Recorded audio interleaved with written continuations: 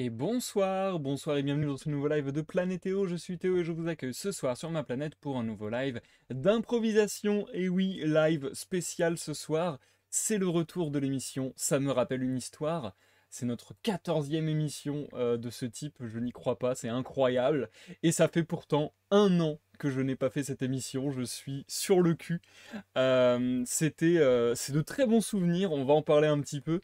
Et le thème de ce soir, ça sera un thème libre. Voilà, je me suis dit, quitte à revenir après un an, autant faire un thème libre, autant que tout le monde puisse s'amuser et proposer ce qui l'intéresse. Donc voilà, ça va être une grosse expérience ce soir, une grosse expérience. J'ai un peu d'appréhension, je dois vous l'avouer. C'est l'occasion d'inaugurer un nouveau setup de live que j'avais préparé il y a de cela 6 mois, je crois, mais que je n'avais encore jamais eu l'occasion d'utiliser. Voilà, il y a plein de choses qui vont s'organiser ce soir, ça me fait trop plaisir en vérité, je crois, parce qu'il y a aussi beaucoup de pression de faire l'émission Ça me rappelle une histoire.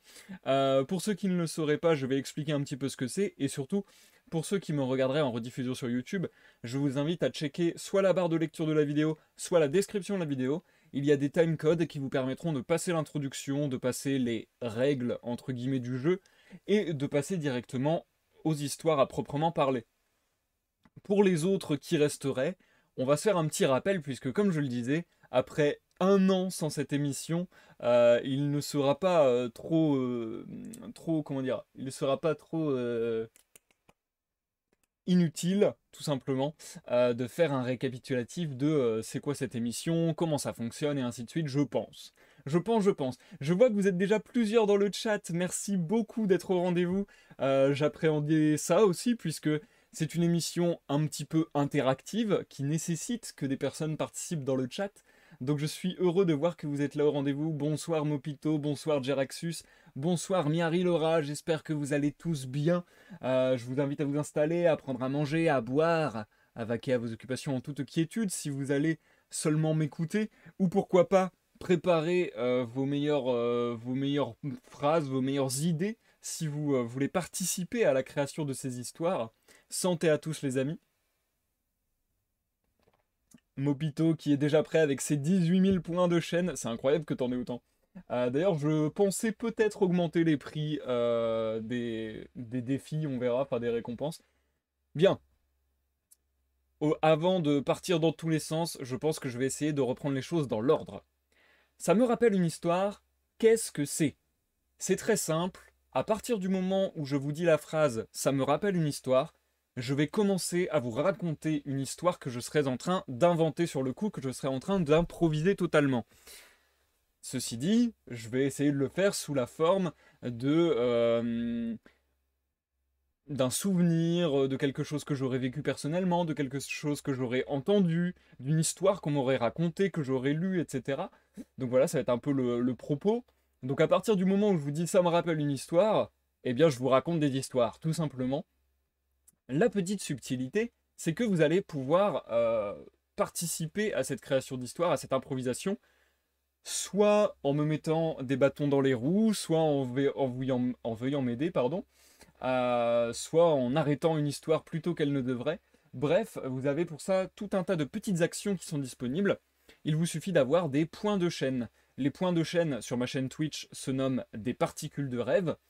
Pour collecter ces particules de rêve, rien de plus simple. Soit vous visionnez un de mes lives, soit vous followez, vous suivez la chaîne, soit vous vous abonnez, soit plein de choses dans ce style. En fait, je me rappelle plus la liste exhaustive, pardon.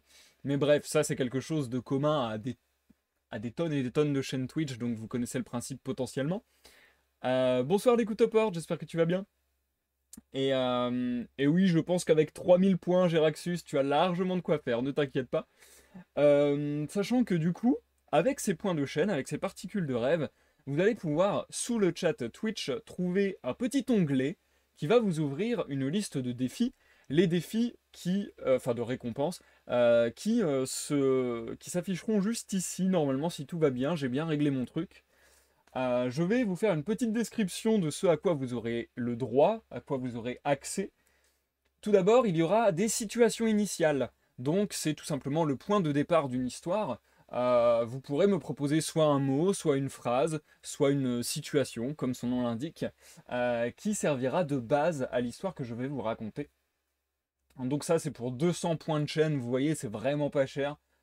J'ai prévu soit d'augmenter le prix, soit d'en interdire certains s'il y a des gens qui le prennent trop souvent et que du coup il y a trop de propositions et que je peux plus m'en sortir. Bref, je me permets quand même, hein, voilà, je me permets le droit quand même de varier les règles selon la faisabilité de la chose. De même, si je vois que certaines personnes me proposent des choses incongrues, mais dans le sens négatif du terme, si on me propose des choses irrespectueuses ou un peu déplacées, je me réserve le droit, bien entendu, de ne pas les incorporer à l'histoire. Mais sinon, dans la plupart des cas, je vais essayer de faire ça bien. Alors attention, on l'a vu dans les 13 épisodes précédents, c'est pas toujours le cas, hein. Parfois, je vais pas mentir, parfois je me débarrasse d'une de vos idées en la glissant à la va-vite. Parfois, ça devient un élément central de l'histoire. C'est vraiment aléatoire selon l'histoire, selon l'improvisation. Donc voilà, ça c'est la situation initiale qui va démarrer l'histoire. Ensuite, sur le même ordre d'idées, mais au cours de l'histoire, il y aura les éléments dramatiques. Là, de la même manière, soit vous pouvez me faire une courte phrase, soit vous me balancez un mot, tout simplement. Ça peut être quelque chose d'abstrait comme un sentiment, ça peut être quelque chose de concret comme un objet, ça peut être une action brève, par exemple, un dragon mange un elfe, j'en sais rien. Ce genre de choses. Ensuite, il peut y avoir du name dropping. Alors, le name dropping, c'est tout simplement pour donner un nom à un personnage, à un lieu, à un objet magique ou que sais-je encore, à un sortilège. Donc voilà, ça va vraiment être tout simplement nommer un élément de l'histoire. Ensuite, vous avez accès à Tu te trompes. Si vous prenez Tu te trompes, là, vous n'allez pas me faire de proposition écrite. Vous allez simplement me signifier que je suis en train de me tromper dans mon histoire, c'est vrai. Et je vais devoir du coup revenir un petit peu en arrière et essayer de trouver un nouvel embranchement à mon histoire. Donc là, c'est plutôt si vous voulez m'embêter ou si vous n'êtes pas content de la direction que prend l'histoire. Attention à vos oreilles, excusez-moi. Enfin, j'oubliais tout le temps de l'activer, enfin très souvent, donc n'hésitez pas à me le rappeler. Mais après 15 minutes d'histoire, après 15 minutes d'improvisation, je débloque la récompense fin prématurée. Et si quelqu'un paye cette récompense, eh bien tout simplement j'essaie de finir l'histoire dans le temps le plus minime possible, et j'essaie en 5-10 minutes de clôturer l'histoire. Donc voilà, c'est pour ça aussi que je laisse 15 minutes d'histoire, qu'on ait quand même le temps de voir quelque chose se développer, pardon, et qu'on n'enchaîne pas 12 histoires à la suite, ce serait un peu dommage. Voilà, voilou, je pense avoir fait à peu près le tour de ce que j'avais à vous dire.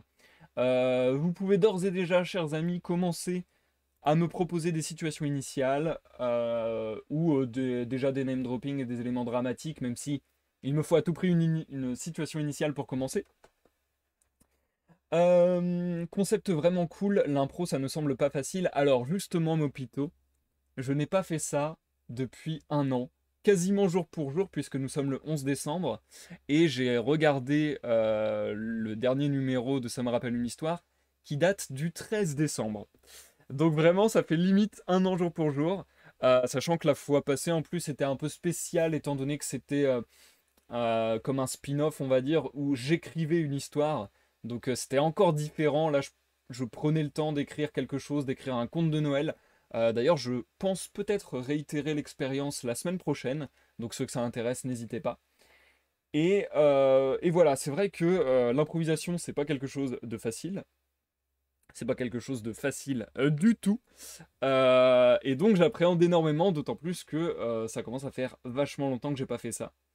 Donc voilà, je vais essayer de faire au mieux, mais ça me fait peur. Ça me fait peur, je vais pas vous mytho, ça me stresse. Surtout que j'ai fait thème libre ce soir en me disant, bon, au moins, j'ai pas à me prendre la tête à trouver une idée et on pourra aller dans tous les sens. Mais en fait, la liberté, souvent, ça peut être aussi un piège. Quand on n'a pas que des contraintes, ça peut être un piège, ça peut être un piège. Nous verrons. J'espère que vous arrivez à lire à peu près ce qui s'affiche à côté de moi. Je suppose que ça ne va pas être le plus lisible du monde, mais bon. C'est écrit un chouïa petit, mais je peux pas forcément le mettre plus gros. ça serait compliqué. Ou bien, il faudrait que je fasse quelque chose de l'ordre de ceci. Est-ce que c'est intéressant de faire ça? Ouais, non, c'est pas très intéressant en vérité. Bref, je sens que mon PC commence à souffler. Je vais peut-être ajouter un filtre. C'est bizarre, en ce moment, il souffle vraiment beaucoup. Voilà, j'ai ajouté un filtre sur ma voix. J'espère que c'est pas désagréable. S'il y a des problèmes de son, comme d'habitude, je vous fais confiance pour me mettre au courant. Et je vois qu'on a eu deux situations initiales d'un seul coup. Ce que je vous propose, c'est en général dans une soirée, ça me rappelle une histoire, je fais deux histoires. Alors c'est pas toujours le cas, quoique je crois que ça a toujours été le cas en vérité. Mais ce que je vous propose du coup, ah, on en a déjà trois. On va voir, on va voir. Mais je vous propose soit d'utiliser vos situations initiales comme éléments dramatiques de l'histoire, soit de m'en réserver certaines pour plus tard dans la soirée. On verra, on verra. Bien, je pense que je commence à avoir un petit lot pour commencer. Mopito, Dux, bienvenue Dux. Miari, l'écoute aux portes, merci à tous d'avoir proposé quelque chose. Je suis vraiment largué par rapport aux premières fois, enfin je sens que je... Ouh, ouh. Euh, Comment ça, Miari, pourquoi tu dis ça? Hein, je ne comprends pas. Je pense que tout va bien, Miari, y a pas de souci. Du coup, oui, je commence à stresser pas mal. On va voir. On va voir comment ça se passe.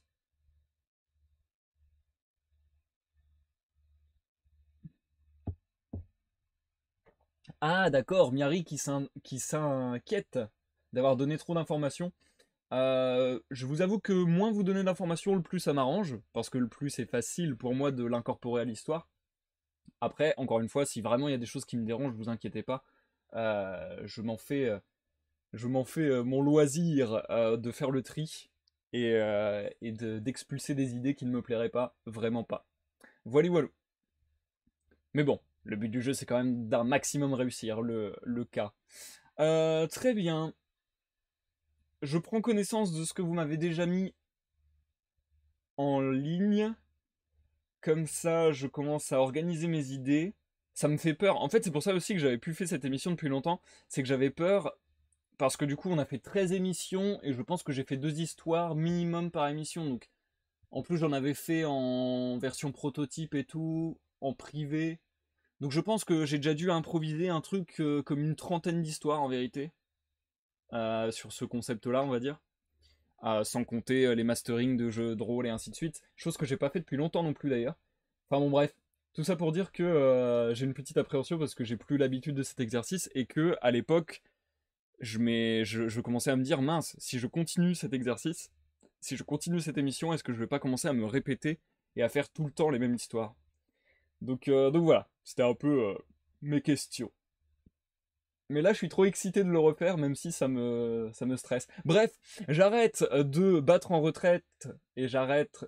Je sais plus parler. J'arrête de battre en retraite et j'arrête de reculer. Maintenant, on saute, on se lance et je vais commencer, Mopito, toi qui as été le premier. Je vais honorer ta demande en commençant par toi. Aïe aïe aïe, il faut que je dise les mots là, il faut que je dise les mots magiques. Allez, on est parti. On est parti puisque, les amis, ce que tu me dis, Mopito, dans le chat me rappelle quelque chose, ça me rappelle une histoire. En effet, un apprenti alchimiste qui a reçu un colis très étrange, comme tu le dis. Cet alchimiste, d'ailleurs, bah, enfin bon, l'histoire est un peu compliquée, je vais essayer de prendre les choses dans l'ordre. Je viendrai à moi plus tard, mais bah, vous n'êtes pas sans avoir remarqué, je vous l'ai dit, que je n'ai pas fait cette émission depuis un an, et pour cause, j'ai été bien occupé. Mais du coup, cet apprenti alchimiste, que vous connaissez peut-être, qui se nomme Natron. Certains le surnomment Natron le citron, tout simplement parce qu'il a un grand, grand appétit pour les agrumes, hein. C'est vrai qu'il s'en bourre du matin au soir. Donc Natron, ce jeune apprenti alchimiste, était chez son maître. Alors son maître, je ne me rappelle plus bien. Je crois que c'était Natruc le Citruc. Alors là, j'ai jamais compris pourquoi il était surnommé comme ça, parce que autant Natron le Citron, je vois bien, mais Natruc le Citruc, ça me paraît un peu circonspect. Donc voilà, j'ai du mal à savoir exactement le pourquoi du comment, et j'ai jamais osé demander. Toujours est-il que Natron le Citron était un apprenti alchimiste qui travaillait donc à l'atelier avec son maître, et eh bien un jour, tout simplement, il m'a raconté que tôt le matin, très tôt le matin, à l'heure où son maître n'était pas encore au travail, au labeur, il entend sur le pas de la porte un lourd, euh, un lourd bruit sourd. euh, et en fait, il s'est avéré que c'était à la fois, dans un premier temps, des bruits de pas comme des grosses bottes en cuir sur le pavé, un truc bien lourd, avec des semelles bien colossales, bien épaisses, et surtout porté par une personne a priori assez massive, étant donné que ce qui avait d'abord mis la puce à l'oreille de Natron était le tremblement de la maisonnée. Donc pour faire trembler une maisonnée, il faut bien au moins un demi-ogre, voire un géant. Et donc, ce bruit sourd s'est ensuite répercuté sur la porte, cette fois-ci, non pas des bruits de pas, mais des bruits de paumes, de paumes de main. Donc ça tambourine sur la porte doucement, aussi doucement qu'il est possible à un ogre ou à un géant. Et le temps que Natron arrive jusqu'à cette fameuse porte, eh bien, malheureusement, les bruits étaient déjà partis et on n'en savait rien de plus sur qui avait pu déposer ce colis. Puisque oui, on y vient à ce fameux colis. Quand il ouvrit la porte, vous le devinez, la scène classique. Il sort la tête au dehors, il regarde à gauche, à droite, à gauche encore une fois, il faut toujours regarder deux fois à gauche, on sait jamais. Donc à gauche, à droite, et puis de nouveau à gauche, il ne voit personne, il ne sait pas d'où venaient ces bruits de pas gargantuesques. Euh, Toujours est-il que, un peu comme dans un dessin animé, comme vous pouvez l'imaginer, cette fameuse scène, il finit par détourner le regard vers le bas, et au pas de la porte, sur le pavé, se trouve quelque chose de très étonnant pour Natron, puisque, voilà, au cas où je ne l'ai pas précisé, vous vous en doutez, hein, un apprenti alchimiste dans notre monde, c'est pas ce qui court le plus les rues. Quoique, on peut en trouver certains, mais vous vous doutez à ce que je vous raconte que voilà, on n'est pas tout à fait dans notre monde, mais plutôt dans un monde parallèle. Et en vérité, donc, c'est très étonnant pour Natron, puisqu'il ne comprend pas du tout ce qu'il trouve au pas de sa porte, à savoir un espèce de petit sac en plastique, comme une espèce de sac cabas qu'on pourrait avoir dans dans les magasins de cosmétiques, dans les magasins de parfumerie, etc.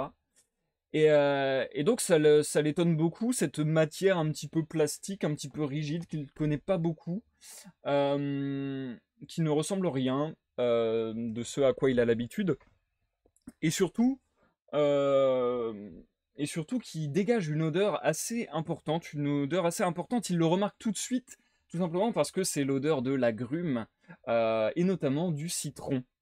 Et oui, ni plus ni moins. Donc du coup, il ramasse ce petit sac. En gros, sur le sac, c'était écrit Ushuaïa d'ailleurs.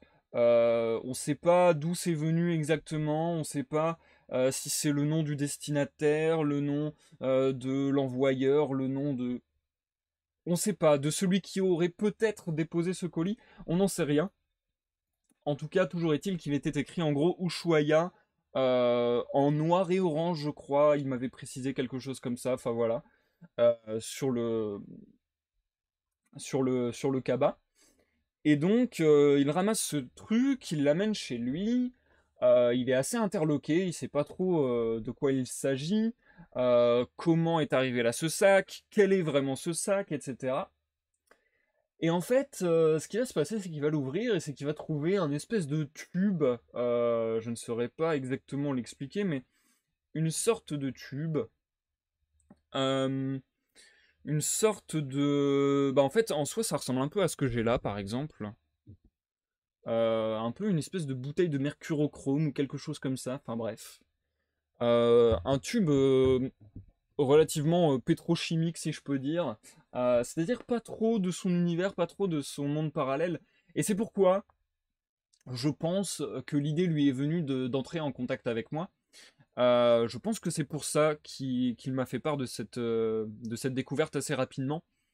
Je pense que avec les discussions qu'on avait pu avoir avec Natron, il s'est douté que ça ressemblait peut-être davantage à quelque chose venant de notre monde. Donc voilà, c'est là que tout a commencé, il y a un an. Et bah, c'est simple, je vous disais tout à l'heure que le dernier Ça me rappelle une histoire avait eu lieu le 13 décembre 2020. C'est simple, cette histoire que je vous raconte actuellement, en tout cas le début de cette histoire, a eu lieu précisément le 14. Et c'est donc au 14 au matin que j'entre en communication avec Natron le citron. Et donc Natron me demande si je connaîtrais pas cette bouteille qui sent l'agrume apparemment, qui sent le citron comme je vous le disais, qui sent fort et qui pour lui est très étrange car il y voit potentiellement, forcément je pense des formations professionnelles, hein, il y voit une création intéressante, il y voit un élément qui pourrait peut-être être décisif dans ses futures expériences d'alchimie.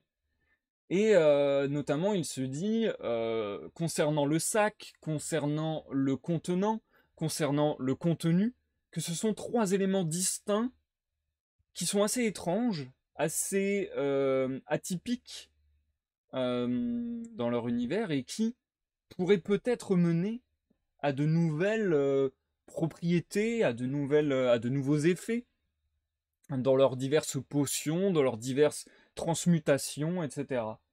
Donc c'est vrai que il voulait un peu savoir, voilà, il voulait un peu avoir des informations sur potentiellement la dangerosité de tout ceci, la toxicité possible de tout cela. J'ai eu du mal à le renseigner. Voilà, moi c'est vrai que je connais pas forcément Ushuaïa. Là comme ça, je vois pas. D'ailleurs, Ushuaïa, je vous ai dit que c'était écrit sur le sac. C'était aussi écrit sur sur le contenu, enfin le contenant, pardon, l'espèce de flacon en plastique comme ça. Moi, c'est vrai que je connais pas. Alors, il y avait une longue liste d'ingrédients. Pareil, ça me parlait pas beaucoup. Euh, Avec des E quelque chose, des C quelque chose, je sais pas quoi. Bref, tout un tas de composés qui me sont assez obscurs et qui étaient aussi assez obscurs pour notre ami Natron. Heureusement, Natron a était d'une grande rigueur dans son travail, d'une grande discipline. Il a pris les choses au sérieux, il ne s'est pas jeté à corps perdu euh, voilà, dans des expériences qui potentiellement auraient pu lui causer grand problème. Il a commencé par travailler là-dessus, après que je lui ai indiqué que plutôt c'était a priori quelque chose de d'inoffensif. Euh, Voilà, je lui ai quand même dit de pas en mettre dans les yeux parce qu'a priori ça risquait d'être assez désagréable. Voilà, on sait tous, hein, le citron, bon, c'est pas terrible dans les yeux. Mais bon, je pense que cette information-là, il aurait pu la trouver tout seul. Euh, Toujours est-il que du coup, il a commencé à énumérer une longue liste de ses composés et à essayer des expériences goutte à goutte comme ça de ce liquide euh, très étrange. En fait, c'était un liquide, mais à la fois c'était un petit peu épais. C'était un liquide assez lourd, j'ai envie de dire, assez collant, qui pouvait à la fois très bien se tenir en une espèce de masse compacte, mais aussi s'étaler jusqu'à quasiment disparaître. D'ailleurs, disparaître de manière assez étrange, en formant des bulles, etc. Enfin, voilà, c'était assez étonnant, des réactions que Natron n'avait jamais forcément observées en alchimie jusqu'ici. Donc c'est vrai que c'était pas facile à comprendre. On a d'abord pensé que c'était quelque chose d'effervescent. Alors je dis d'abord, je dis on a d'abord pensé parce qu'en effet, régulièrement, Natron me faisait des retours. Je pense qu'il a trouvé en moi une oreille attentive et du coup ça lui a été d'une aide. Et puis voilà, même on s'entendait assez bien. Donc je pense que pour lui c'était intéressant de garder le contact avec moi. Et puis moi potentiellement je pouvais faire mes recherches de mon côté, etc. Enfin voilà. Donc Donc il y a eu quelque chose comme ça, un échange de bons procédés, on va dire. Euh, donc voilà, il a travaillé là-dessus pendant des jours, des semaines. C'est vrai que moi aussi, ça m'a pris du temps du coup.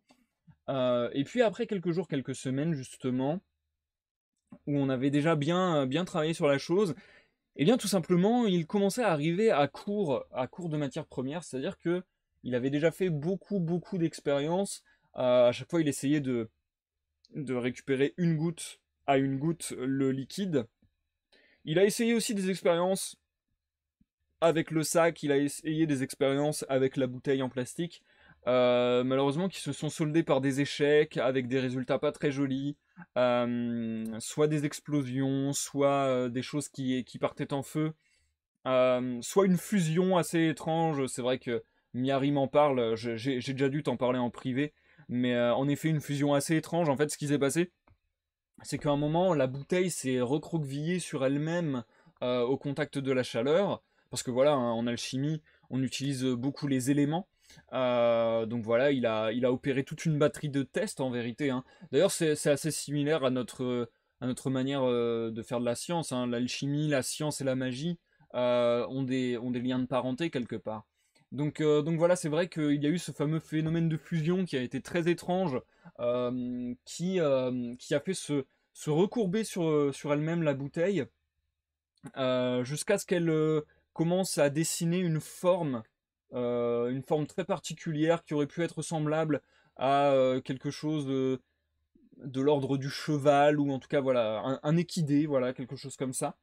Donc voilà, ça il l'a gardé dans un coin, il pouvait plus vraiment en faire quoi que ce soit, c'était complètement noirci, complètement durci.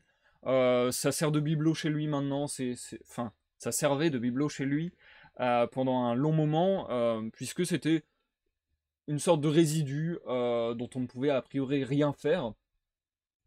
Et c'est vrai qu'il y a eu fusion, alors ça c'est déjà à un stade plus avancé, mais bon je vais le raconter maintenant, puisque plus tard, ce sont certainement les premiers effets parlants, intéressants qu'on a eu. Alors là, c'est vraiment des heures plus tard, enfin des heures, beaucoup plus que des heures, que dis-je, des mois plus tard. Ça a été très long d'avoir cet effet. Mais est-ce que je passe toutes les batteries de test, etc., et que je vais directement là-bas, du coup? J'imagine qu'on peut un petit peu avancer. Alors, je vois que Geraxus me parle également du trou. C'est vrai que ça, c'est encore autre chose. Là, pour le coup, c'est le sachet. Alors, cette fois-ci, enfin, le sac. J'ai l'impression de partir dans tous les sens, désolé, hein, c'est pas forcément facile. C'est pas forcément facile d'entrer dans le détail de tout. Il y a beaucoup d'éléments. Bref, je vais essayer de reprendre un peu plus chronologiquement. Dans la batterie de test, je vais essayer de prendre élément par élément. Donc la bouteille, je vous ai déjà raconté dans un premier temps ce qui était advenu de la bouteille. Maintenant le sac, c'est vrai que ça vous intéresse peut-être. Moi c'est l'expérience qui m'a le moins intéressé, mais c'est vrai que Geraxus en parle, donc voilà, je vais vous en faire part. Tout simplement, en fait, ce qui s'est passé avec le sac, c'est quelque chose, voilà, quand même d'étrange, quand même de très caractéristique, de très spécifique, mais en définitive, après un an de recherche, on n'a toujours pas trouvé comment utiliser cet emploi, comment utiliser cette faculté qu'on a décelée grâce au sac. En fait, ce qui s'est passé avec le sac, c'est très simple, c'est que après maintes et maintes expériences, notamment en utilisant l'élément du vent, alors je ne peux pas entrer dans le détail, je ne sais pas exactement comment ça procède, je ne suis pas moi-même alchimiste, j'ai quelques notions, j'ai quelques bases, et voilà, j'ai moi-même fait, il y a de cela quelques années, une brève formation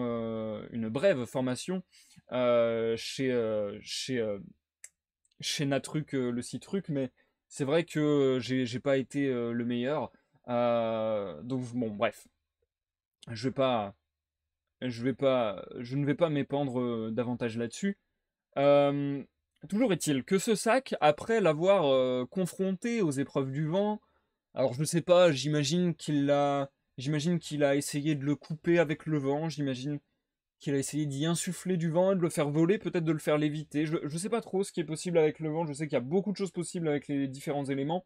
Euh, Peut-être d'incorporer du vent entre chaque particule du sac pour essayer de gonfler la matière. Il y a beaucoup de choses possibles avec le vent, je sais. Mais c'est vrai que c'est pas ma spécialité. Toujours est-il que, après maintes et maintes expériences sur le sac, Natron est arrivé à un postulat vachement intéressant, mais dont on ne sait pas vraiment quoi faire, qui est la chose suivante.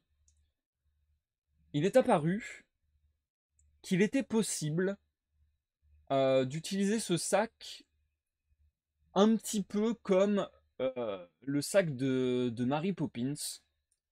C'est-à-dire que ça a créé comme un espèce de trou dans l'espace-temps. C'est comme ça qu'on l'a un peu conclu. Un espèce de trou dans l'espace-temps où tout ce qu'on peut mettre comme objet dans ce sac venait à disparaître.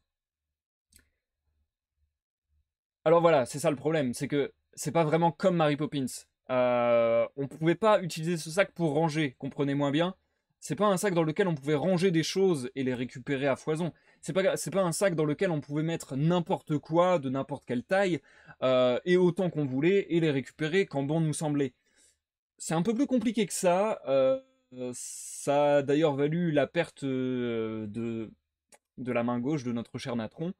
Euh, En fait, on ne sait pas comment, on ne sait pas pourquoi, mais la réaction au vent a été telle que euh, une opération plus proche de la magie que l'alchimie, en fait, s'est déclenchée. Et vraiment, dans ce sac, dès qu'on y entre quelque chose, il disparaît dans un trou temporel, dans un trou spatio-temporel, duquel on ne sait rien retirer. C'est un peu problématique. Là, pour le coup, on l'a mis en lieu sûr, on l'a rangé dans une salle bouclée à double tour, cadenas, multiples cadenas, enfin voilà. J'ai moi-même fait le voyage dans leur monde hein, pour leur amener des chaînes et des cadenas et tout système de fermeture de notre monde à nous, pour les mêler au leur. Pareil, un pentacle, enfin voilà, vous connaissez, quelques incantations. Quelques incantations de druides et de magie, toute la tribu, le glaive en main, se ruait vers l'ennemi. Euh, voilà, vous le savez certainement, c'est la première phrase de l'incantation pour les fermetures de portes. Donc voilà, on a opéré toutes ces pratiques, tous ces effets. On a opéré longtemps, mais a priori le sac est en sûreté et personne ne devrait pouvoir s'en servir de manière néfaste. Mais c'est vrai que bah, on est assez perturbé et c'est une question qui nous taraude encore beaucoup aujourd'hui. Ce problème de trou spatio-temporel, parce que quoi en faire? Parce qu'à la limite, qu'on ait perdu des choses à l'intérieur, que Natron ait perdu sa main gauche, voilà, c'est malheureux, c'est très triste, mais potentiellement on peut se dire qu'il pourrait y avoir beaucoup plus grave. Euh, Faire disparaître quoi que ce soit de la réalité, ça ouvre un spectre de comment dire, je ne trouve plus le terme, de vilainie assez important. Donc c'est vrai que voilà, on a pris un peu peur et on se questionne encore sur quoi faire là-dessus. Si vous avez des idées d'ailleurs, n'hésitez pas. C'est vrai que on risque d'y retravailler dans le futur. Mais nous, ce qui nous a vraiment intéressé, parce que certes, ce sont des résultats intéressants, mais encore une fois, sur lesquels on n'avançait pas. Donc nous, ce qui nous a fortement intéressé par la suite, c'est en vérité la, ben, en quelque sorte, alors je vais pas dire la pierre philosophale, on n'en est pas là, on n'en est pas là, mais en tout cas, quelque chose qui pourrait s'approcher de l'ordre de la pierre de vie, on pourrait appeler ça comme ça, je dirais. Puisque tout simplement, tout à fait par hasard, notre cher Natron avait laissé sur le feu. Il y a la fin prématurée à ajouter, merci les couteaux portes. Donc Natron avait laissé sur le feu notre fameux composant, c'était parmi ses dernières gouttes. Et donc c'était dans une fiole en train de mijoter, dans un alambic, je crois. Il avait déjà procédé à plusieurs expériences, il avait déjà mêlé plusieurs éléments également. Il avait demandé l'aide aussi d'un druide. Donc voilà, on avait commencé à organiser une espèce de cohorte, voilà, de quelques personnes, hein, attention, des personnes choisies sur le volet, pour travailler sur cette substance. Euh, et donc, après avoir travaillé sur ces fragrances de citron, d'ailleurs, on a développé un parfum qui est vraiment incroyable. C'est du citron brûlé un petit peu. Je ne saurais pas vous le décrire, mais vraiment, c'est une odeur vraiment très agréable. Donc c'est vrai que voilà, ça c'était peut-être le premier résultat vraiment intéressant qu'on a eu euh, dans ces travaux d'alchimiste. Mais, euh, mais voilà, bref, tout ça pour dire que les travaux ont continué. Natron s'est mis dans l'idée que ça serait peut-être son premier chef-d'œuvre, son premier fait d'armes, entre guillemets, qu'il ferait ses preuves avec cette substance nouvelle, cette substance inconnue auprès de son patron Natruc. C'est pourquoi on n'en a pas parlé à Natruc. Voilà, moi je voulais pas brimer ce jeune homme, je voulais pas briser ses rêves d'émerveiller son maître. Donc voilà, je me suis tu, j'ai gardé le secret jusqu'à présent. Maintenant, je me dis qu'on devrait peut-être en parler potentiellement parce que je pense qu'on a fait des découvertes majeures. Et c'est vrai que au bout d'un moment, je pense qu'il a senti quelque chose quand on s'est retrouvé à plusieurs druides, à plusieurs sorceleurs, à plusieurs euh, alchimistes et autres scientifiques régulièrement à dormir tous ensemble, agglutinés au sol dans son arrière-grange. Voilà, je pense que soit il a cru qu'on faisait des rave parties et que vraisemblablement ça n'intéressait plus beaucoup Natron de travailler, soit, euh, soit il a très bien compris ce qui était en train de se passer. Bonsoir Zikael, bienvenue sur le live Zikael. Euh, D'ailleurs, je dis en effet, merci de me reprendre, je dis en effet scientifique. Je me reprends. Est-ce qu'on peut vraiment parler de scientifique étant donné que, en vérité, ce sont plutôt des. Alors, le terme va vous sembler barbare, mais je le disais tout à l'heure, l'alchimie, la magie, la science, ça a beaucoup de liens. C'est très intriqué en définitive. Ce sont presque des expressions du même domaine, mais par des appellations différentes. Donc c'est vrai que je dis scientifique, ne vous attendez pas à des scientifiques forcément tels que vous les imaginez. Je dirais davantage que ce sont des magnifiques. Alors attention, les magnifiques, ce ne sont pas des magiciens, ce ne sont pas des sorciers. Les magnifiques, ce sont vraiment des érudits de la magie, quoi. C'est-à-dire que on est vraiment sur l'étude de la magie de manière scientifique. Là, je vais vous parler de théorie des cordes. Voilà, c'est quelque chose qu'on connaît chez nous. La théorie des cordes, c'est en vérité quelque chose de très complexe. Où en fait, si vous voulez, il y a des créatures dans le monde où je suis allé en voyage qui possèdent cette faculté. Et souvent, ils deviennent des magnifiques. On les appelle. Alors attendez, hop. On les appelle les magnifiques parce qu'ils étudient la magie de manière très scientifique, etc. Mais la race, voilà, l'espèce de cette créature se fait surtout surnommer les doubles vues. En vérité, les doubles vues ont cette faculté à voir différentes strates de la réalité se superposer et à potentiellement pouvoir les décoller les unes des autres. Euh, je dirais que ça doit avoir à peu près l'équivalent de nos lunettes 3D, hein. L'impression que les couleurs se décollent de la réalité comme ça. Voilà, ça fait une sorte de superposition si vous voulez. Et en fait, dans les interstices entre ces superpositions, ils ont la faculté de voir justement l'application de la théorie des cordes, c'est-à-dire des cordes, des liens magiques, des nœuds magiques qui vont soit se créer, qui vont soit se tisser.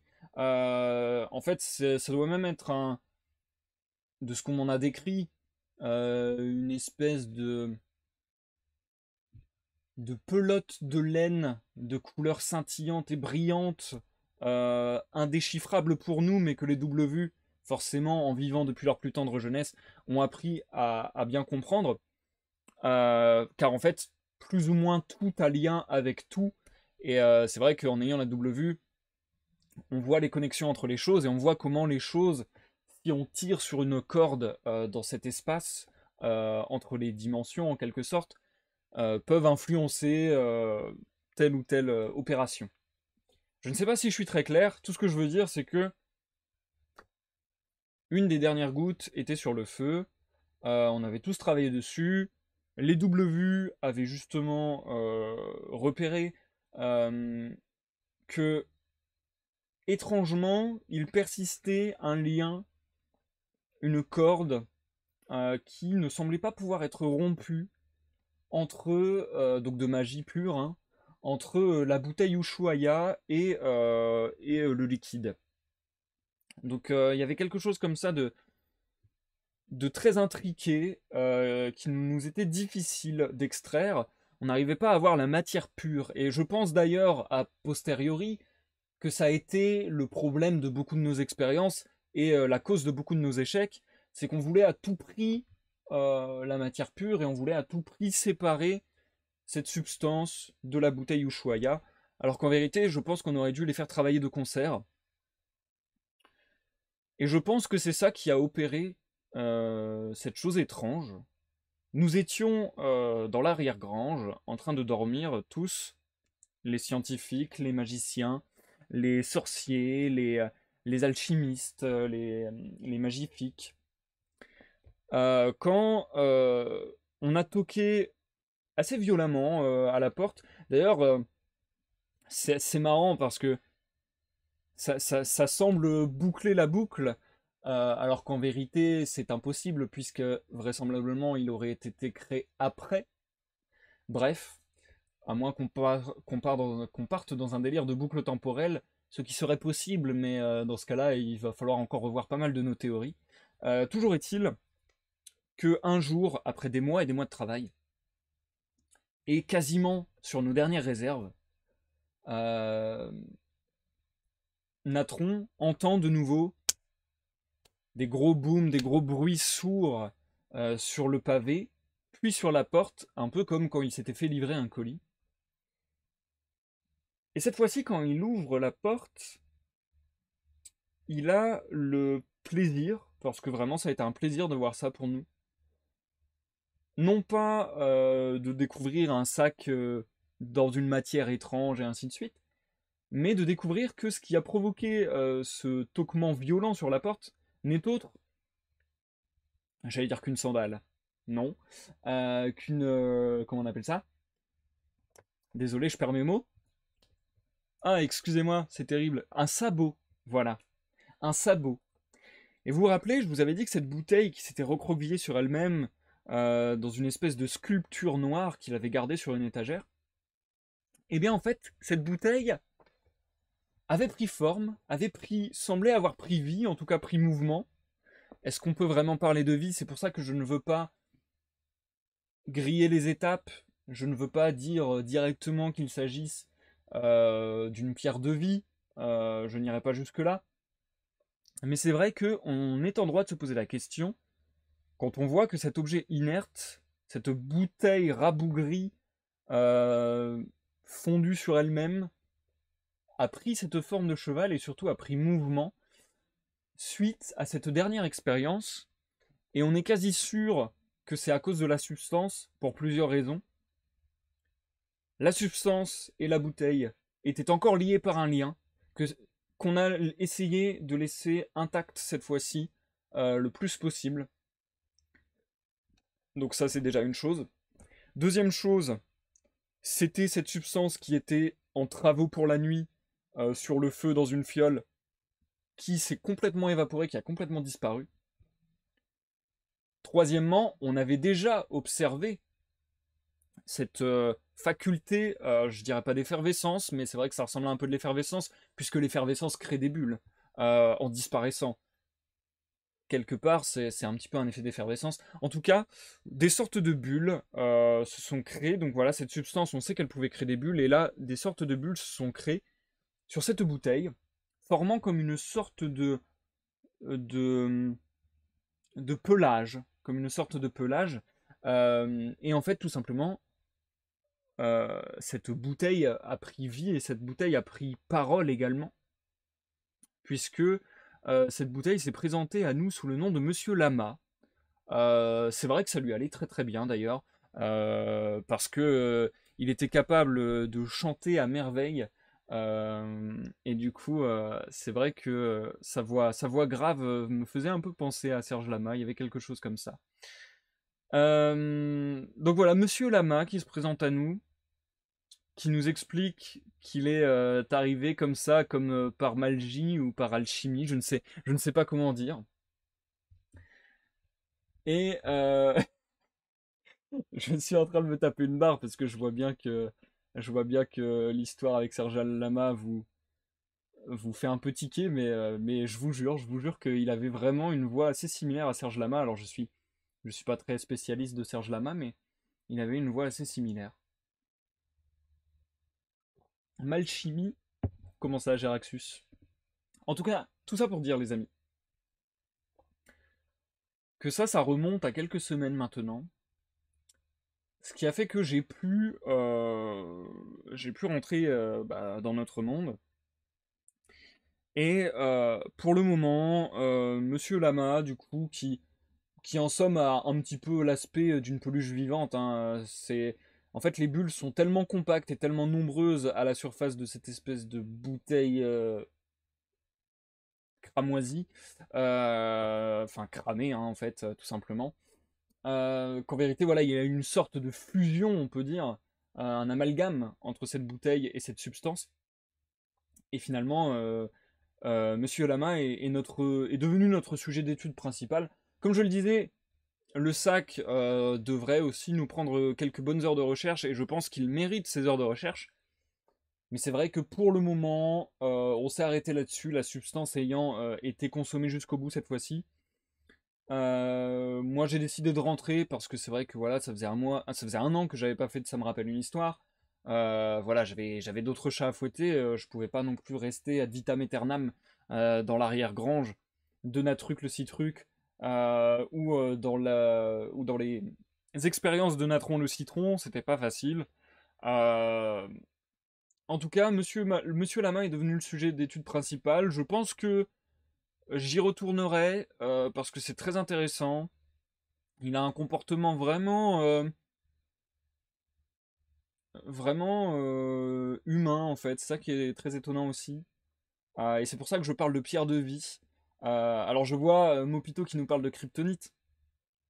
Alors Mopito, rien à voir, puisque la kryptonite, vous le savez tous, est la pierre utilisée pour tout simplement affaiblir les pouvoirs de Kal-El, autrement dit Superman.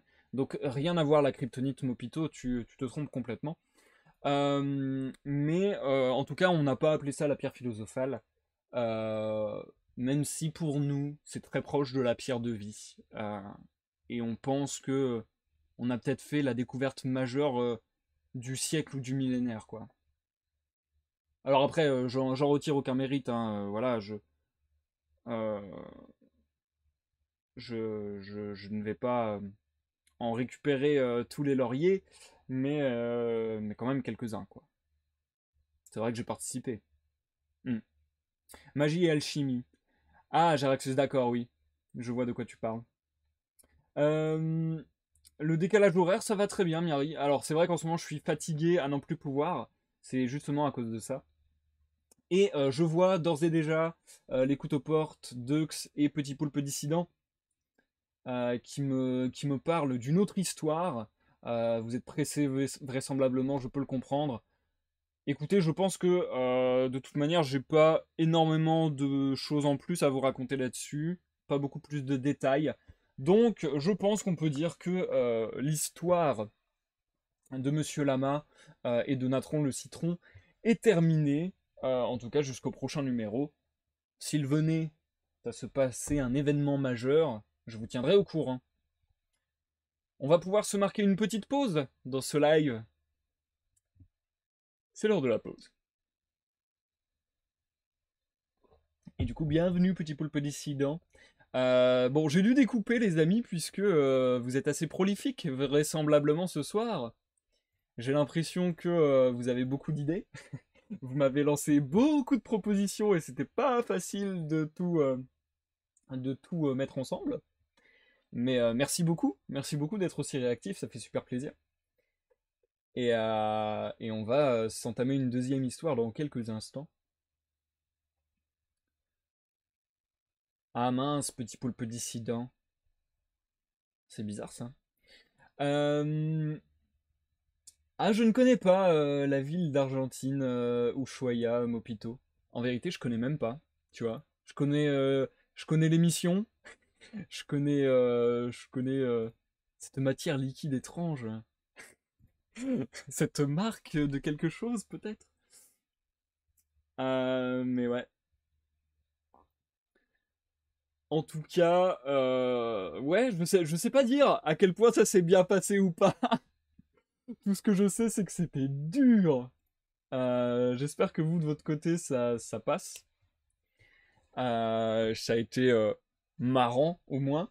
Parce que le but, quand même, de ces histoires, c'est avant tout que ce soit intéressant slash marrant. On va pas le nier. Après, si ça arrive à toucher d'autres émotions, tant mieux, ça peut être cool aussi. Voilà, le but, c'est de rêver, c'est de voyager. Euh, mais, euh, Mais ouais, c'était sport. C'était sport. J'ai eu l'impression d'être pas mal en galère et en même temps, je trouvais ça trop drôle. Donc pourquoi pas. Voilà, vous voyez pourquoi j'ai été en pause pendant un an sur ce format. J'ai trop de travail. Trop de travail alchimique, magique. Ça demande beaucoup d'investissement. On va pouvoir continuer avec la deuxième histoire dans quelques minutes. C'est vrai que je suis pas mal malade en ce moment, donc j'essaie de reprendre mon souffle, etc.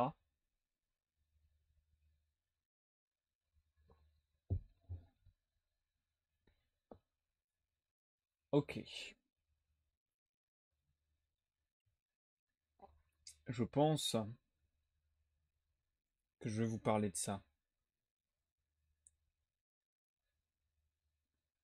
Alors, Miari, quand tu racontes, on dirait que ça me rappelle une histoire qui t'a poussé à revenir et pas ton livre.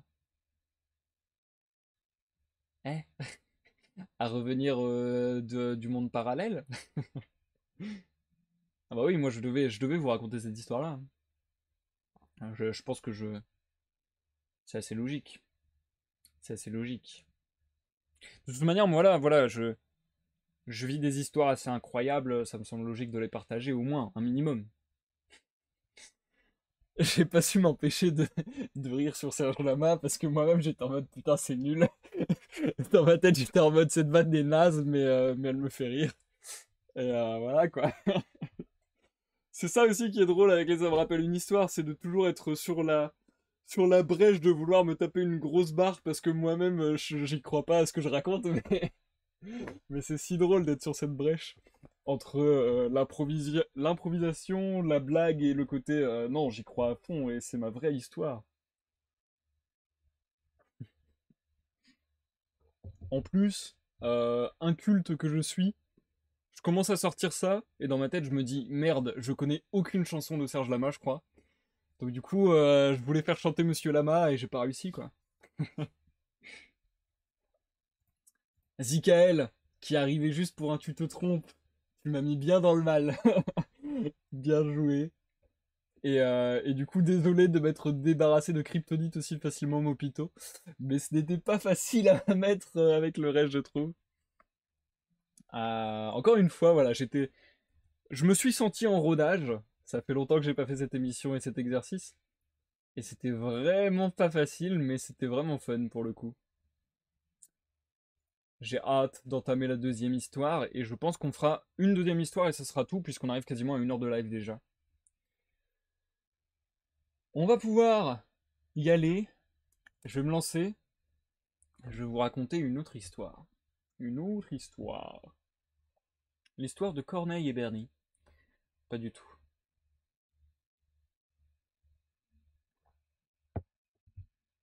Ok. Ça me rappelle une histoire. Ce que nous dit les couteaux portes. Ça me rappelle une histoire bien triste pour le coup. Puisque C'est l'histoire d'une luciole dépressive.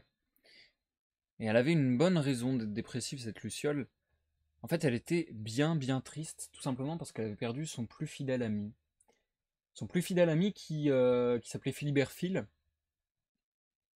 Et donc Philibert Phil euh, avait complètement perdu la raison. Donc cette luciole est venue me le dire à l'oreille quand j'étais justement, comme je vous l'ai expliqué, hein, je suis parti 1 an, il m'est arrivé pas mal de choses. Donc c'est justement une nuit où j'étais dans l'arrière-grange de Natron le Citron que la luciole est venue se poser sur mon épaule et me murmurer à l'oreille son histoire. Je l'ai écoutée attentivement et je vais essayer de vous la restituer. En fait, ce que cette luciole m'expliquait, c'est que elle était dépressive depuis maintenant quelques années, parce que elle avait été incapable de protéger son ami. En tout cas, c'est comme ça qu'elle le ressentait, d'aider son ami. On pourrait trouver bien des choses. Elle se reprochait, en fait, elle se flagellait, hein, psychologiquement. C'est vrai qu'elle culpabilisait beaucoup, alors qu'en vérité, elle n'y pouvait pas grand-chose. C'est simplement qu'elle a perdu son ami et qu'elle a eu l'impression d'être impuissante face à cet événement.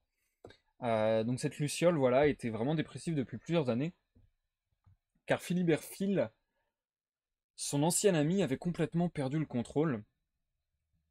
En fait, ce qui se passe, c'est que, comme le dit Mihari, pas Philibert Phil, pardon, la Luciole était victime d'acluophobie, donc la peur du noir. Et en fait, c'est vraiment pas pratique quand t'es une Luciole, vous vous rendez bien compte du pourquoi.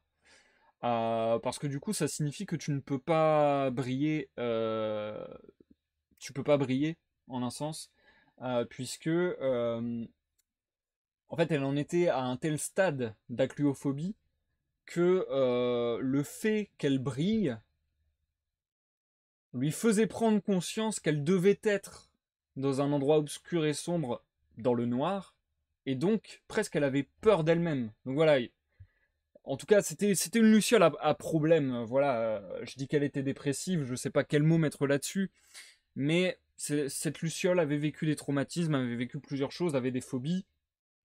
Donc c'est vrai que c'est très compliqué. Je vais pas vous faire tout l'historique de cette Luciole, mais c'est vrai que moi, dans un premier temps, je l'avais pas du tout remarqué, jusqu'à ce qu'elle vienne à mon oreille et qu'elle me chuchote à l'oreille, justement, parce qu'en vérité, elle se déplace tout le temps avec un espèce de capuchon.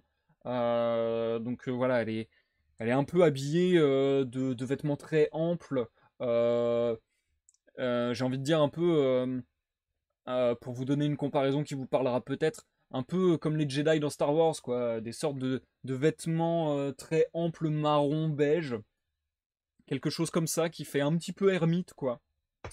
Et donc cette Luciole était constamment habillée comme ça, et je ne l'ai pas vue parce qu'il faisait noir et qu'elle n'émettait pas de lumière à cause de ses vêtements, jusqu'à ce qu'elle chuchote à mon oreille. Une fois qu'elle a chuchoté à mon oreille, je l'ai senti quand même, parce qu'en fait, pour qu'on ne la voie pas, un peignoir, nous dit Geraxus. Si tu veux l'appeler comme ça, pourquoi pas. Euh, on avait ensuite, par contre, pas trop de mal à la voir une fois que on était bien réveillé et qu'on prenait conscience de sa présence, puisqu'en fait, les couches de vêtements autour d'elle étaient si fins que pour que sa luminescence ne se voit pas au travers, il fallait qu'elle empile les couches. Et en fait, si vous voulez, euh, la luciole faisait à peu près cette taille-là, voilà, classique, on va dire. Mais avec la boule de vêtements, elle arrivait à quelque chose d'à peu près comme ça. Donc c'était quand même assez massif. Et tant et si bien d'ailleurs que j'ai accepté de lui prêter mon oreille pour qu'elle me raconte son histoire, à condition qu'elle me passe un bout de vêtement. Et bon, elle m'a expliqué sa peur, etc. Donc elle n'a pas voulu m'offrir une couverture de ses vêtements. Mais quand même, elle m'a fait un espèce de petit bavoir, voilà, qui m'a bien servi justement pour baver pendant ma nuit de sommeil. Donc franchement, merci à elle quand même. Bref, je pars dans des détails qui ne sont peut-être pas des plus importants pour l'histoire. Toujours est-il que cette Luciole, déjà, était marquée par la vie, par par sa peur du noir, son acluophobie, par cette phobie qu'elle développait depuis sa tendre enfance, euh, et qui l'avait fortement isolé. C'est pour ça aussi que ça a été une telle catastrophe, en fait, Philibert Phil, la perte de son ami. Ça a été une grosse catastrophe parce que c'était son seul ami depuis toujours. Elle a été vraiment mise de côté par les autres lucioles qui... Alors, je devrais peut-être pas vous dire ce genre de détails. Enfin, si, en même temps, je dois en parler, ça fait partie de l'histoire. Attention aux plus jeunes d'entre vous, bouchez-vous les oreilles. Mais c'est vrai qu'on ne sait pas quelque chose, mais les lucioles sont naturistes. Donc ça, voilà, c'est quelque chose qu'il faut savoir. Euh, donc c'est vrai qu'en fait, c'était même pas tellement le fait que notre luciole euh, évitait de se balader la nuit, qui déjà ne lui faisait pas rencontrer grand monde. C'était surtout le fait que, en plus, quand on l'a rencontrée, elle était toute habillée et ô combien habillée, comme je vous le disais, ce qui vraiment déplaisait à la plupart des lucioles qui l'insultaient de tous les noms. Enfin, c'était vraiment assez difficile, assez pénible. On n'arrêtait pas de lui dire ah, mais textile, mais repars d'où tu es, textile, et ainsi de suite. Enfin, c'était compliqué, c'était très compliqué pour cette luciole. Des choses bien sombres, de l'intolérance au plus haut point, et dont je ne veux pas parler plus longtemps d'ailleurs parce que ça me met mal à l'aise. Donc voilà, toujours est-il que cette luciole était fort seule, et que jusqu'à présent, la seule personne qui avait trouvé son écoute, qui avait su s'en faire un bon ami, etc., c'était notre cher Philibert Phil. Comment ils s'étaient rencontrés? C'est très simple. Philibert Phil, dans un premier temps, était un allumeur de réverbères des falaises d'Étretat. Alors encore une fois, je vous vois venir, vous pensez certainement à Étretat en France, etc. Là, on parle d'un monde parallèle, hein. Donc je ne parle pas des mêmes falaises. Le hasard des choses fait que ces falaises s'appelaient les falaises d'Étretat. Et en fait, dans les falaises d'Étretat, la lumière était... J'entends des bruits de ouf chez moi dehors. Je suis extrêmement perturbé par tout ça, désolé. Bref. Les falaises d'Étretat étaient un lieu un petit peu sanctuaire, si vous voulez. C'est-à-dire que il y avait de grandes colonnes de pierre qui parachevaient absolument toutes les routes, des espèces de sentiers de pierre comme ça, ou de terre, ça dépendait. Euh, et c'était ouais, un endroit sacré, en quelque sorte. Du coup, non, ce n'est pas Monsieur Lama, Miari. Ça aurait pu, ça aurait pu. Donc voilà, les falaises d'Étretat étaient toutes de colonnes vêtues, si je puis dire. D'ailleurs, chose très étrange parce que c'était absolument naturel de ce que j'ai compris. Un petit peu comme certaines formations dans notre monde qu'on ne comprend pas bien et dont on se dit qu'elles ne sont forcément pas naturelles. Et bien là, c'est un peu la même chose. C'est-à-dire que ces falaises d'Étretat semblent vraiment réfléchies par une pensée humaine. Je mets des guillemets à humaine, mais en tout cas intelligente, faite par des êtres vivants et ainsi de suite. Et pourtant, vraisemblablement, les falaises d'Étretat sembleraient être une formation naturelle. Euh, Ce que je trouve très très étonnant, notamment quand on pense au fait que dans chaque pylône de pierre, alors par contre c'est magnifique, hein. C'est vraiment magnifique, des pylônes de pierre en décagone, avec des gravures, des arabesques, des sculptures, des bas-fonds, etc. Donc, c'est vraiment magnifique, c'est vraiment très très détaillé. Euh, mais c'est vrai que j'ai du mal à croire que ce soit naturel justement par le nombre de détails et aussi par le fait que en fait en bas de chacun d'entre eux il y avait une porte qu'on pouvait ouvrir et quand on ouvre la porte ça allume de la lumière et se dégage un peu de froid comme ça et en fait à l'intérieur il y a en somme tout ce qu'on pourrait trouver dans un frigo, donc de la nourriture, etc. Donc je sais pas. Des boissons aussi. Donc j'ai du mal à dire si c'est la Terre qui est très généreuse à cet endroit, peut-être, peut-être. Si c'est naturel, pourquoi pas. Euh, donc c'est vrai que voilà, il y avait ces espèces de piliers frigos partout, qui moi me font remettre en cause l'état naturel des céphalès d'Étretat, mais c'est un sujet euh, que je ne traiterai pas dans cette histoire parce que ça nous sert de décor, mais ça ne sera pas primordial à l'histoire.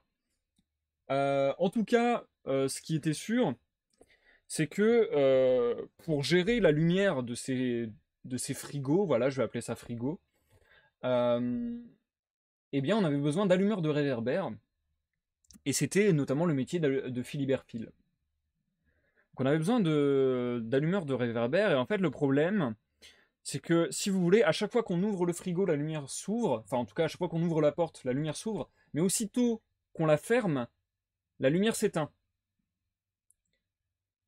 Ce qui fait que pour se déplacer sur les chemins de nuit, il faut quelqu'un qui précède le groupe, qui n'ait pas peur du noir, et qui ouvre les portes basses de chaque pilier, pour faire de la lumière en amont, pour que le groupe qui suive puisse suivre dans la nuit. Je ne sais pas si je suis très clair.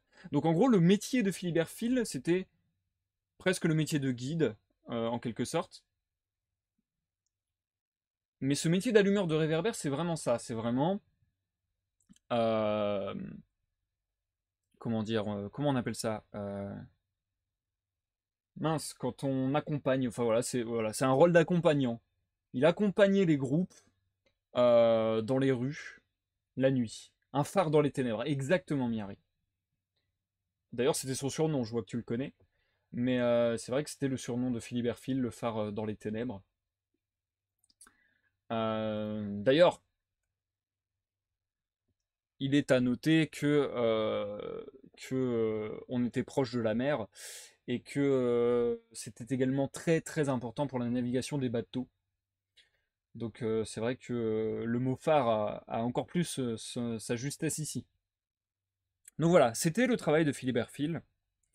Travail très éprouvant, très très éprouvant, qui nécessitait une grande endurance, qui nécessitait de pouvoir aller et venir très rapidement d'un frigo à un autre. J'appelle ça frigo, mais c'est vraiment un abus de langage. D'un pilier réfrigérant à l'autre. Et en fait, si je vous mime la chose, c'est vraiment le groupe marche. Il fallait que Philibert Phil soit ici pour ouvrir le frigo, mais à la fois qu'il se dépêche de retourner derrière le groupe pour fermer le frigo précédent et maintenir le frais. Parce que c'est ça le truc, c'est qu'il y avait la bouffe quand même dans ces piliers, et on s'est rendu compte assez rapidement, après ce qui semblait être une épidémie, mais en définitive on pense que c'était juste une, euh, une, euh, une corollaire, une conséquence de cet effet-là. D'ailleurs ça a été relativement bien prouvé depuis, que vraisemblablement Terre-Mère nous proposait des mets délicieux à question que la porte reste bien fermée hermétiquement. Donc en somme, il fallait faire un peu le choix entre la lumière et la nourriture. C'était pas forcément facile. Euh, c'est pour ça que voilà, le métier d'allumeur de réverbère est devenu très très populaire, mais en même temps était un métier très fatigant, harassant et fortement délaissé. Un métier que peu de monde aurait voulu se voir octroyer en définitive.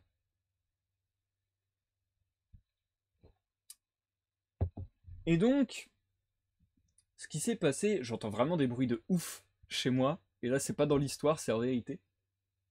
C'est trop trop bizarre. Bref, on dirait qu'il y a des gens qui s'éclatent des pétards ou des feux d'artifice à 3 mètres derrière chez moi, quoi. Bref, les 15 minutes sont passées, merci les couteaux portes, la fin prématurée est disponible.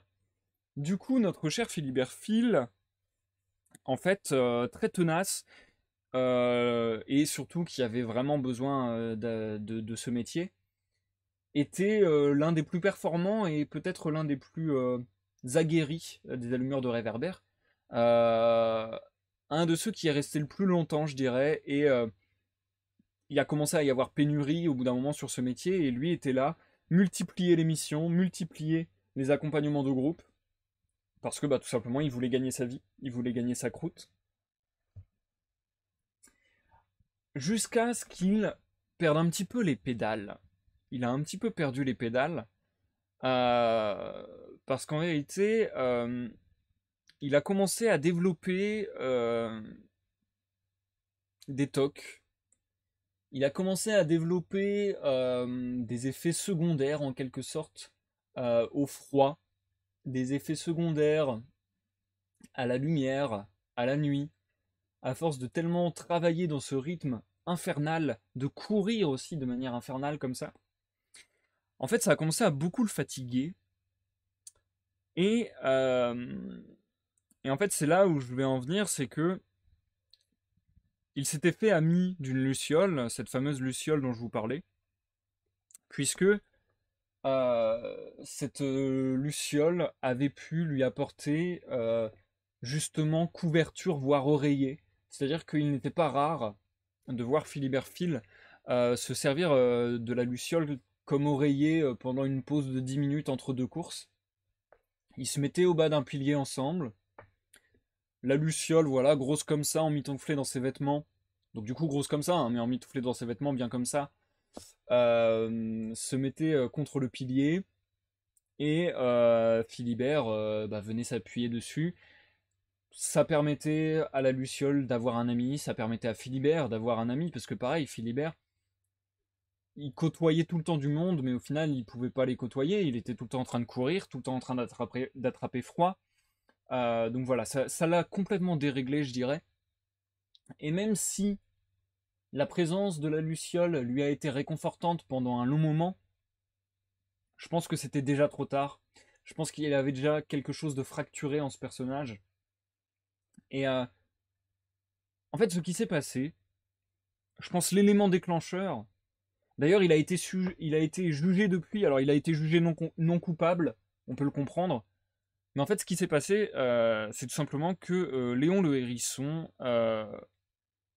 l'a mis en boule euh, et littéralement lui a fait péter un câble, lui a fait péter les plombs. Euh, Il était pourtant bien écrit, au bas de tous les piliers. C'est pour ça aussi que je doute vraiment que ce soit des formations naturelles, parce que en bas de tous les piliers, il était incrusté dans le pilier que les hérissons ne devaient pas marcher entre les piliers pour pouvoir laisser passer pardon, les courses des allumeurs de réverbères. Donc c'est pour ça que je doute vraiment que ce soit naturel, parce que ça me paraît gros, quoi. Ou bien la mère Terre avait vraiment tout prévu de bout en bout, quoi. Mais ça me paraît gros. Bref, toujours est-il que voilà, son procès a été très difficile à Léon le Hérisson. Je vais pas entrer dans les détails. Il y a des choses qui, quand même, laissent penser que il aurait peut-être dû écoper d'une petite peine, notamment le fait que nul n'est censé ignorer la loi. Et voilà, clairement, il aurait pu lire que les Hérissons n'avaient pas le droit de passer sur le passage de ces allumeurs de réverbères. Voilà, c'est écrit sur tous les réverbères au bas de l'espace réfrigérant. Je pense que c'était à sa taille. Il y a eu des discours que je peux entendre, que je peux entendre. Il y a eu des discours sur la taille réglementaire, etc. Voilà, comme quoi les inscriptions étaient beaucoup trop basses, puisque voilà, Léon Le Hérisson mesurait 1,80 m voilà, de diamètre, si je peux dire. Donc c'est vrai que ses yeux n'étaient pas à hauteur d'inscriptions, qui voilà, les inscriptions étaient plutôt au ras du sol. D'autant que d'autant que les hérissons ont une mauvaise vue, il faut le savoir. D'autant que les hérissons se se déplacent en boule, en tournant. Donc voilà, ils n'ont pas vraiment une énorme perception de ce qui se passe autour d'eux. C'est vrai que voilà, il y a des circonstances atténuantes qui pourraient excuser Léon le Hérisson, j'en conviens, mais il a peut-être un petit rôle à jouer dans tout ce désastre, parce que ça y est, j'y viens. Voilà ce qui s'est passé un jour. Léon le Hérisson, roulant peut-être un peu trop vite, euh, passant sur ce fameux passage dédié aux allumeurs de réverbères, a écrasé la jambe de Philibert Phil, qui soudainement a vu ses rêves brisés, ainsi que ses os, puisque sa jambe était dans un sale état.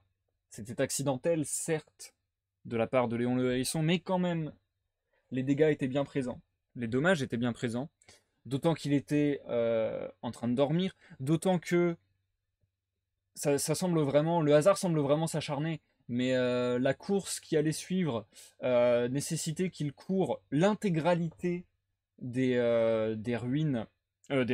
piliers, pardon, des falaises d'Étretat, ce qui fait une sacrée trotte, et ce qui lui aurait permis, en accompagnant un groupe de rois et de comtesses, il me semble, ce qui lui aurait permis de gagner une somme assez coquette, et peut-être pour la première fois depuis 20 ans de métier, prendre 5 heures de vacances. Donc c'est là où je pense que ça a été trop, je pense que ça a été la goutte d'eau. Philibert Phil se fait écraser la jambe, et soudain, il voit tous ses espoirs se dissiper, il voit toute sa vie partir en fumée.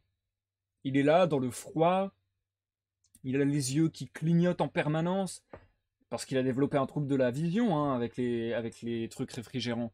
C'est-à-dire que, vraiment littéralement, quand il cligne des yeux, une fois sur deux, sa luminosité, donc c'est-à-dire sa perception, la luminosité, hein, attention, c'est bien lui, hein, on ne parle pas de faits extérieurs, on parle vraiment de quelque chose qui se passe dans ses yeux, dans son cerveau, je ne sais pas exactement. Mais c'est-à-dire qu'à chaque fois qu'il cligne des yeux, la luminosité de ce qu'il voit change. Je vous raconte pas à quel point c'est pénible. Donc voilà. Il a développé des maladies du travail en quelque sorte, hein. Il a développé une grande fragilité au froid. Il est pourri d'engelures partout, euh, constamment. On ose à peine le regarder maintenant. Il n'y a plus que la Luciole qui voilà qui s'en est fait son ami et ça dure et c'est bien et ça lui met un peu de baume au cœur. Mais finalement, ça a été la goutte d'eau. Ça a été le hérisson qui fait déborder le chenil. Je sais pas comment finir cette phrase. Ça a été l'événement de trop. Et Philibert Phil, tout simplement, est devenu une sorte de saccageur, une sorte de cauchemar pour les falaises d'Étretat. On l'appelle l'allumeur en série. L'allumeur en série puisque il a commencé à détruire absolument tout. Alors ça lui a pris des années, hein, et on l'a jamais pris. Il a commencé à détruire tous les contenus réfrigérants les uns après les autres. Ce qui était terrible. Ce qui était terrible puisque, en fait, ce qu'il faisait, c'est que d'un coup de jambe, ah oui, alors, en plus, c'est vraiment horrible. Je sais même pas si je devrais vous dire ce genre de détails parce que c'est un petit peu, ça donne la nausée, quoi. Euh, il a fait de sa jambe une arme. C'est-à-dire qu'il s'est fait casser la jambe, il est devenu tellement fou, il pouvait tellement plus s'empêcher de tout détruire sur son passage, qu'il a utilisé sa jambe comme une arme. Il a récupéré sa jambe et il l'utilise comme un bâton, comme une masse. Et donc il vient saccager comme ça, systématiquement, nuit après nuit, tous les piliers d'Étretat, euh, saccageant la porte de ce compartiment réfrigéré, laissant les aliments pourrir comme ça à l'air libre, laissant la lumière euh, briller, briller, briller tout le temps, ce qui a été très grave, ce qui déjà lui a fait perdre un petit peu aussi la Luciole, puisque elle, Ah, je dis des bêtises. Enfin, je dis des bêtises. Je dis pas les choses dans l'ordre. Ce qui a fait qu'il a perdu la Luciole, c'est tout simplement qu'il n'entendait plus raison. Bref, ce qui se passe avec les lumières, voilà, c'est là où je voulais en venir. Ce qui passe avec les lumières qui sont toujours allumées, c'est que, en fait, du coup, tout le monde pensait que c'était toujours le jour. Et ça a commencé à créer vraiment des gros problèmes dans les emplois du temps de tous les habitants d'Étretat. Je crois qu'on parle d'une baisse économique de moins 70%, quelque chose comme ça. Donc, moins 70% dans les économies du royaume d'Étretat, c'est quand même très lourd. Tout simplement parce que les gens étaient complètement perturbés en fait, hein. Ils ne savaient plus quand c'était le jour, quand c'était la nuit. Quand on se donnait rendez-vous à 2 heures de l'après-midi, on arrivait pour l'honorer à 2 heures du matin. C'était vraiment un imbroglio sans réponse. Bref, cette allumeur des réverbères, devenue l'allumeur en série, a fini par illuminer complètement ces falaises d'Étretat. Ce qui a gâché, en effet, les couteaux portes nous parlent du Festival des Lanternes. Ce qui a gâché le Festival des Lanternes, pareil. En fait, c'est ça qu'il faut bien voir. C'est que Philippe Berfil, à lui seul, a détruit l'économie d'Étretat, a détruit le cycle jour-nuit des habitants, a détruit presque la culture, j'ai envie de dire, parce que voilà, le Festival des Lanternes, parce que oui, en fait, si vous voulez, entre les piliers, il y avait des espèces de guirlandes avec des lanternes achalandées comme ça. Encore une fois, apparemment, ce serait une formation naturelle. J'ai du mal à y croire, mais enfin voilà. Toujours est-il que ce Festival des Lanternes, pareil, qui fait partie de la culture d'Étretat, qui est sans doute même la fête de l'année, la coutume de l'année la plus respectée, dont on a le plus envie de... Je trouve plus le terme. Auquel on a le plus envie d'assister, eh bien ce n'était plus possible, puisque la lumière étant perpétuellement ouverte de partout, plus d'intérêt à venir voir ces lanternes s'illuminer de mille feux. On était habitué, et de toute manière il faisait tellement jour, que c'était impossible de discerner ces lanternes, et de distinguer leur lumière de la lumière du reste des éléments. Donc voilà. Et la Luciole, dans tout ça, elle a essayé de l'aider à reprendre conscience. Ah mais il était inarrêtable. Il était inarrêtable. Euh, alors, la rumeur veut que...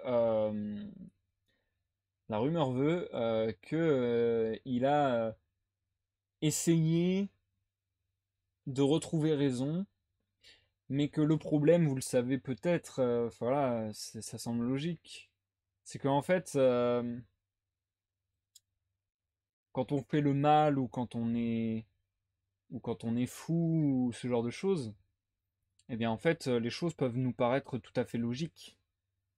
Ce qui veut dire que Philibert Phil, qui détruisait tout sur son passage, pour lui, il agissait dans la logique des choses, il agissait dans ce qui était bon, dans ce qui était juste.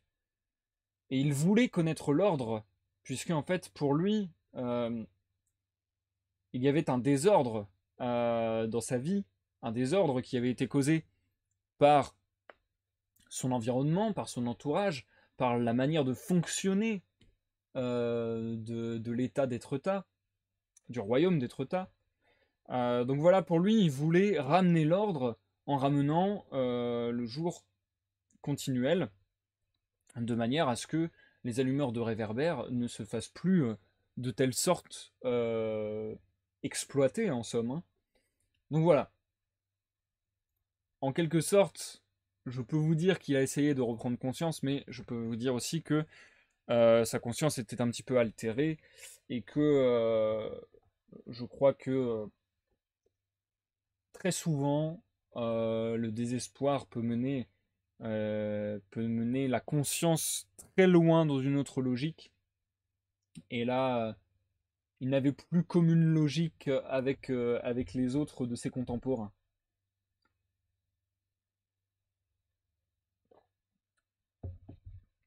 Voilà,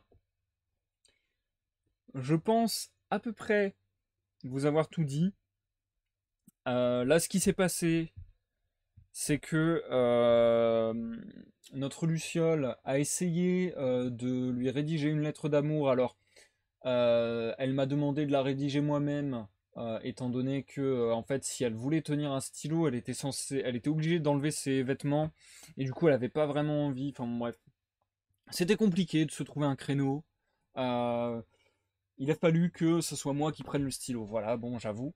J'avoue que c'est moi qui ai écrit la lettre d'amour. Après, c'est une lettre d'amour, vraiment d'amour, j'ai envie de dire presque fraternel ou d'amour au sens large, hein, c'est pas forcément une lettre d'amour romantique. Euh, mais il est vrai que j'ai écrit une lettre d'amour qui s'est voulue anonyme toutefois. La Luciole ne m'a pas précisé le pourquoi, du comment. Je pense en vérité que la Luciole ne m'a jamais dit son nom. Donc je me demande en fait si tout simplement elle n'a pas de nom. Auquel cas je pense qu'on pourrait dire que quand on signe anonymement, on signe au nom de la Luciole. Je pense que ça me semble logique, moi je l'ai compris comme ça. Donc c'est vrai que j'ai rédigé cette lettre, c'est vrai que la Luciole lui a apporté. Euh, il n'est d'autant pas moins vrai, et c'est pour ça certainement qu'elle était autant désespérée, qu'on a retrouvé trace de cette lettre et notamment de son enveloppe déchiquetée au bas d'un pilier d'Étretat, euh, complètement humide par la fraîcheur du contenu réfrigérant et complètement puante d'une odeur nauséabonde d'aliments pourris dans ce pilier dont la porte avait été cassée. Donc c'est vrai Miari. Peut-être que le seul nom qu'on lui ait jamais donné c'est Textile. C'est vrai que c'est terrible, hein. Vous voyez l'intolérance quand même. Enfin bon, je vais pas remuer le couteau dans la plaie parce que la vie de cette pauvre Luciole n'est pas des plus simples. Mais voilà, une histoire des plus tristes. Une histoire des plus tristes, autant tout à l'heure je vous ai raconté une histoire plutôt excitante et plutôt, je pense, agréable, jouissive en tout cas pour moi, puisque voilà, encore une fois, c'est une découverte majeure, je pense, pour l'humanité en quelque sorte. Là, voilà, cette deuxième histoire était sous d'autres auspices, beaucoup plus tristes, je dois vous l'avouer. Bien, je crois vous avoir raconté, dans les grosses lignes, l'histoire de Philibert Phil et de la Luciole dépressive. Et écoutez, ma foi, je pense que on va s'arrêter là pour ce soir. Nous passons à l'outro du live, chers amis.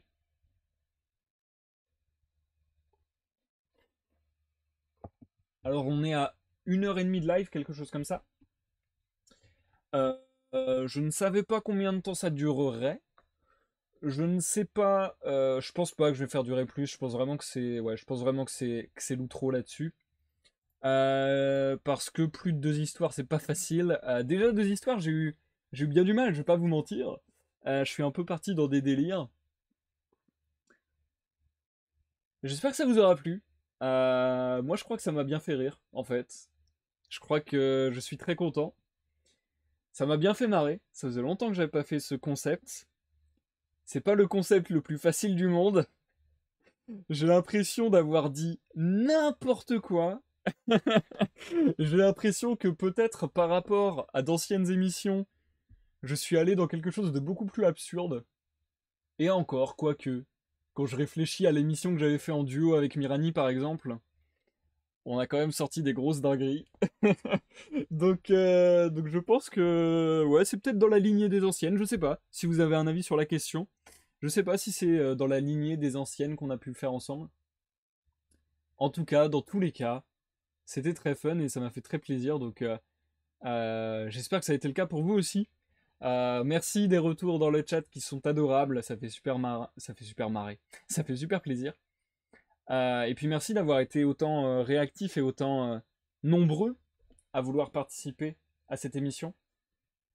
Je vous propose qu'on réattende pas 1 an avant de refaire cette émission.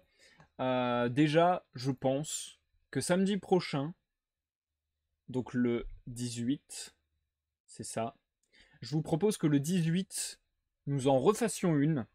Je vous propose que le 18, nous fassions, je pense, pas un thème libre, mais un thème Noël entre guillemets, mais un peu comme l'année passée en fait, un thème écriture. Je pense qu'on va s'écrire un conte de Noël, un peu comme l'an passé. Alors ça va peut-être faire redondant, mais on va trouver des idées. On va trouver des idées. Donc je pense que voilà, je pense que ça sera l'idée de la semaine prochaine. Ah, ça me rappelle une histoire un petit peu spéciale vu qu'il va s'agir de d'écrire surtout. Thème Runeterra peut-être un de ces quatre. Waouh, ça serait super dur Miari. Ça serait très très dur. Et pour le coup, c'est assez excluant pour pas mal de gens qui connaîtraient pas forcément l'univers quoi, mais ça pourrait être sympa, hein, mais ça me paraît chaud. En tout cas, voilà, ça m'a fait plaisir de faire cette émission, ça m'a fait plaisir qu'elle revienne. Je ne suis pas encore sûr de ce que je ferai la semaine prochaine, je vous ai donné mes idées, mais si ça se trouve, je ferai encore un thème libre ou je ferai totalement autre chose. Et puis, ben, l'an passé, est-ce que l'émission reviendra? Mystère, mystère, c'est possible, et si ça revient, je vous tiendrai au courant. Et si ça revient, ça sera peut-être plus organisé avec des thèmes plus précis à l'occasion, je sais pas trop. Même si tout à l'heure, en fait, en y réfléchissant, je me suis dit, on peut partir vachement sur. Enfin, ouais, on peut partir vachement sur des tas de choses, hein. On peut partir vachement sur des tas de choses. Je pense qu'on peut. En fait, tout à l'heure, ce que je me disais, je vous dis des trucs comme ça, hein, ça me vient à l'esprit, mais. euh, je pense que il pourrait y avoir des choses à la con, même. Mais plus des exercices d'improvisation, mais. Je m'étais dit, par exemple. euh, raconter, genre, un entretien d'embauche. J'ai dit n'importe quoi. Sauf que du coup, bah forcément, je raconte n'importe quoi, mais mais voilà, enfin bref. Et puis après, est-ce que c'est sérieux, est-ce que c'est réaliste, est-ce que ça part dans l'absurde, est-ce que ça part dans le fantastique, est-ce que ça part dans la fantaisie, est-ce que bref. C'est vrai que là, j'ai pris des solutions de facilité entre guillemets en mettant beaucoup de fantastique, mais ça peut être aussi d'autres choses. Enfin bref, en tout cas, j'ai un appétit potentiellement sur la création d'univers, etc. Je sais qu'en ce moment, par exemple, j'ai beaucoup envie de faire de jeux de rôle.